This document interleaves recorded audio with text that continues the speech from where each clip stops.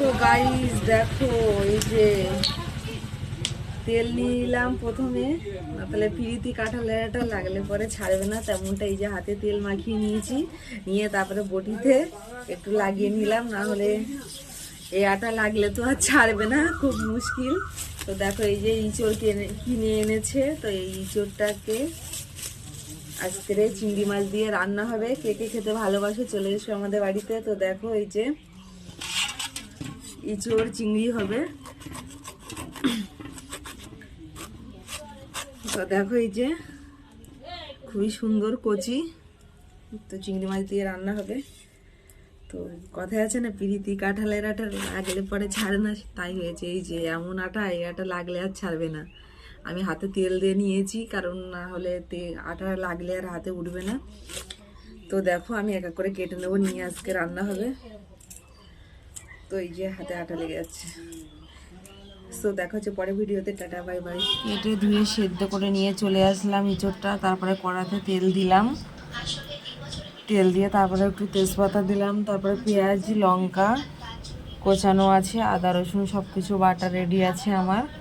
তো শুধু রান্নার পালা। তো দেখো পেঁয়াজ লঙ্কা দিয়ে দিলাম, অল্প করে কাঁচা লঙ্কা দিয়েছি, যে যেমন ঝাল খাবে সে তেমন দেবে। তো আমি একটু গুঁড়ো লঙ্কা দেবো কালারের জন্য, ওই কারণে কাঁচা লঙ্কা অল্প করে দিয়েছি। তো পেঁয়াজ লঙ্কা দিলাম, দিয়ে আর কাঁচা লঙ্কা অল্প দিয়েছি। আর এদিকে ইঁচড়টা আগে থেকে সিদ্ধ করা ছিল, আলু আর ইঁচড় আগে থেকে সিদ্ধ করে নিয়েছি। তো দেখো সব কিছু কমপ্লিট করে নিয়েছি। আর ভিডিওটা ফার্স্ট থেকে লাস্ট অবধি দেখার জন্য সবাইকে অনুরোধ রইল।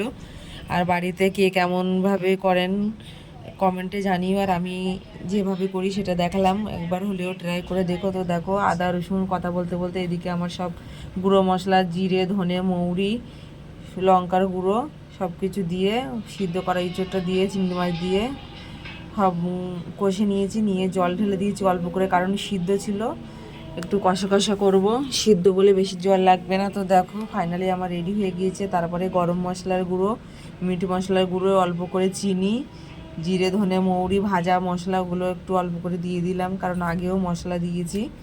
তো দেখো ফাইনালি আমার হয়ে গেছে। একটু মিট মশলা দিয়ে দিলাম অল্প করে, একটু গরম মশলা দিয়ে দিলাম, দিয়ে পুরো রেডি হয়ে গিয়েছে।